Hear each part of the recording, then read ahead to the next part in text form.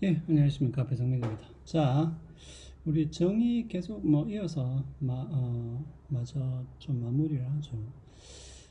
자, 말의 정의가 왜 중요하다는 것은 제가, 어, 비핵지대와 비핵화의 차이를 예로 들어서 설명을 했습니다. 이처럼 사실은 어떤 외교 관계 혹은 어떤 경제학적인 문제 이런 부분에서도 사실은 말의 정의를 가지고 굉장히 많은 논란이 일어나고 또 그것을 어떻게 정의하느냐를 가지고 나라마다 굉장히 서로 논쟁이 많이 붙죠. 예, 그래서 이제 비핵지대와 비핵화의 차이 그리고 그것을 둘러싼 어떤 미국과 북한, 한국과의 갈등에 대해서 제가 간략하게 이야기를 드렸고 말이 나온 김에 요까지는 제가 좀 읽어드릴게요. 아까 제가 읽어드린다 그랬는데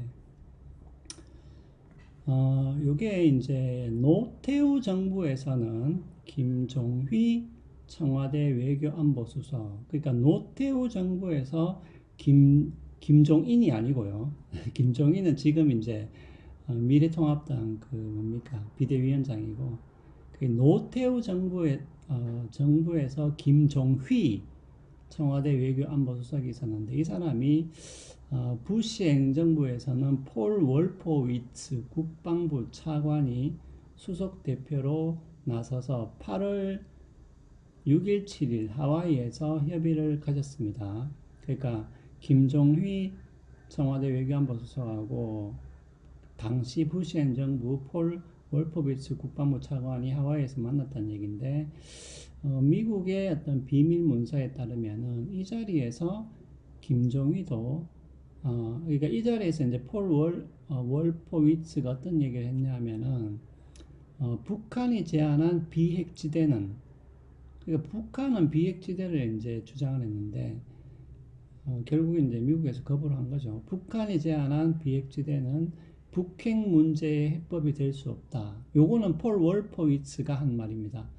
이렇게 말했고 김종휘도 이에 동의했다라고 미국 비밀 문서는 말을 하고 있어요. 그러면서 월포위츠는 비핵화를 대안으로 제시했다고 합니다. 자, 요 말은 한반도의 길이라는 정욱식 씨가 쓴 책에 나와 있는 내용이에요. 자, 이처럼 이제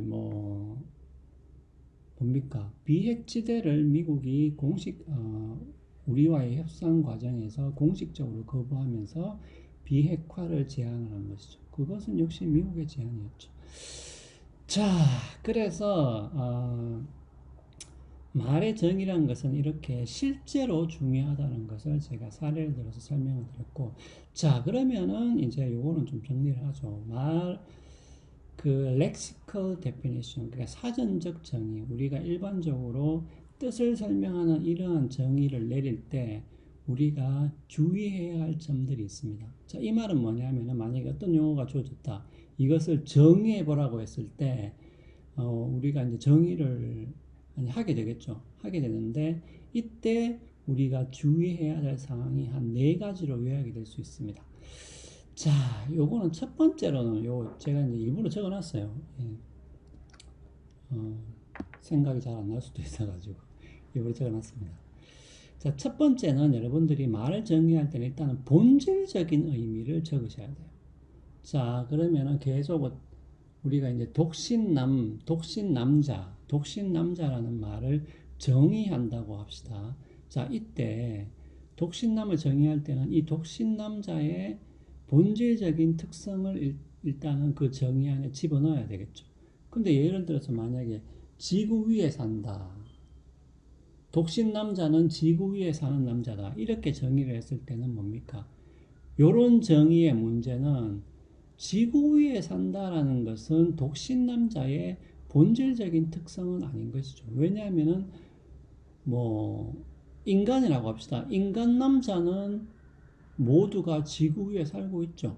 예, 이것은 거의 공통되는 특성이기 때문에 이것은 독신남자라는 요 말의 본질적인 의미는 아니라는 거죠. 본질적인 속성은 아니라는 거죠. 그래서 우리가 말을 정의할 때는 항상 그, 그 말이 쓰이는 본질적인 속성들을 집어넣어야 된다는 것이고요. 자, 그 다음에 두 번째는 너무 크게 너무 좁게 하면 안 된다. 예를 들면은, 자, 여러분들 독신 남은 남자다. 자, 요렇게 독신남을 정의해버리면은 이거는 너무 크게 정의한 거죠. 아니, 남자 가운데는 뭐 독신남이 아닌 사람도 있고요.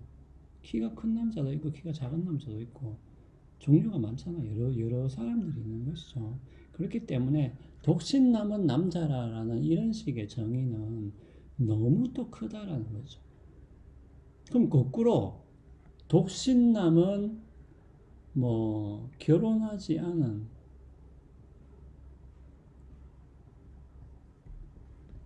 남자 우주비행사다. 만약에 독신남은 결혼하지 않는 남자 우주비행사라고 정의를 한다면은 이 정의는 뭐예요? 이 정의 또 너무 좁게 정의한 거죠. 아니, 독신남이 우주비행사만 있는 건 아니잖아요. 결혼하지 않은 요리사도 있는 것이고 또 결혼하지 않은 교사도 있는 것인데 그러니까 이런 식으로 정의하면은 너무 범위를 좁혀서 좁게 정의하게 되는 것이고 독신남은 그냥 남자라고 정의해버리면은 이 정의는 또 너무 넓어서 의미가 없게 되는 것이죠. 자, 그 다음에 그러니까 이런 것들을 피해서 정의를 해야 된다는 것이죠. 자, 그 다음에 세 번째로는 뭐냐면은 순환성. 자, 요것은 다른 게 아니고 정의하려는 말 자체가 그 설명 안에 들어가 있으면 안 되잖아요. 예를 들면 true라는 말을 정의하는데 known to be true 이렇게 정의를 이 true라는 말이 안 보이죠. known to be true 이렇게 정의를 해버리면 이 true라는 말을 정의하는 말 안에 또 true가 들어가니까 이렇게 하면은 그러니까 원래 정의하고자 하는 말이 그 설명하는 말 안에 들어가 버리면 안 된다는 거죠. 그건 일종의 순환이죠. 예. 자, 참이 무엇이냐? 참이라고 알려진 게 참이다. 이렇게 정의를 할 수는 없다라는 거죠. 예.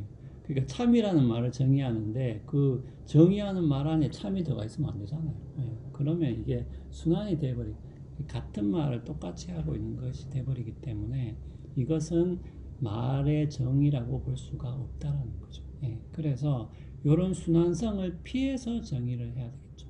예. 자, 마지막으로는 모호하거나 감정적인 용어는 조금 피하는 게 좋다라는 것이죠. 예. 예를 들어서 그러니까 감정적인 거는 예를 들면 독신남은 결혼하지 않은 운이 좋은 남자다. 이런 거는 또 너무 뭡니까? 너무 이거는 물론 이제 여기서 여러분들 오해하면 안 되는 게 그 말을 정의하는 그 설명 안에 감정적인 어떤 단어가 들어가면 안 되는 것인가? 그 말이 아니고요. 그 말이 아니라 독신남이라는 것은 특별히 어떤 감정에 대한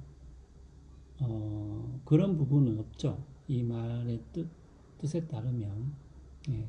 특별히 운이 좋은 남자만 우리가 독신남으로 부른다. 특별히 운이 나쁜 남자만 독신남으로 부른다. 라고 우리가 독신남이라는 말을 쓰지는 않는다는 것이죠. 자, 그래서 이렇게 운이 좋다, 운이 나쁘다, 이런 말들은 조금 이제 피한다는 얘기고요. 거꾸로 감정적인 속성을 기본적으로, 본질적으로 가지고 있는 단어가 있을 수는 있겠죠. 그런 것들은 감정적인 단어가 들어갈 수는 있습니다. 자, 그리고 여기서 모호함이라는 것은 뭐냐 하면은, 이거는 너무 어렵게 생각할 필요 없이 이런 거예요. 어떤 A라는 말을 설명하는데, 정의를 하는데, 만약에 B라는 용어를 여기에 썼는데, 이 B라는 말 자체도 설명이 필요하다. 이러면은 곤란하다는 거죠.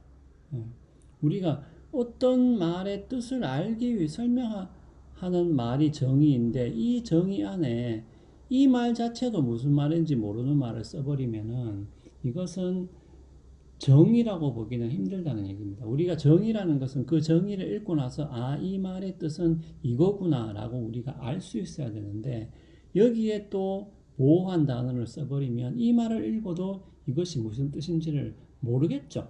예, 그렇기 때문에 모호한 단어는 될 수 있으면은 피해서 정의를 내려야 한다는 것입니다.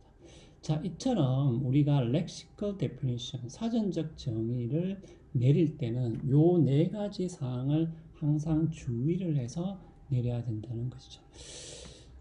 자, 그러면은 우리가 말의 정의가 왜 중요한지, 그리고 우리가 사전적 정의를 내릴 때는 요 네 가지 특성을 항상 주의해서 사전적 정의를 내려야 된다는 것까지를 이번 시간에는 배웠습니다. 자, 그러면 일단 이번 시간은 여기서 마치고 다음 시간에 뵙도록 하겠습니다.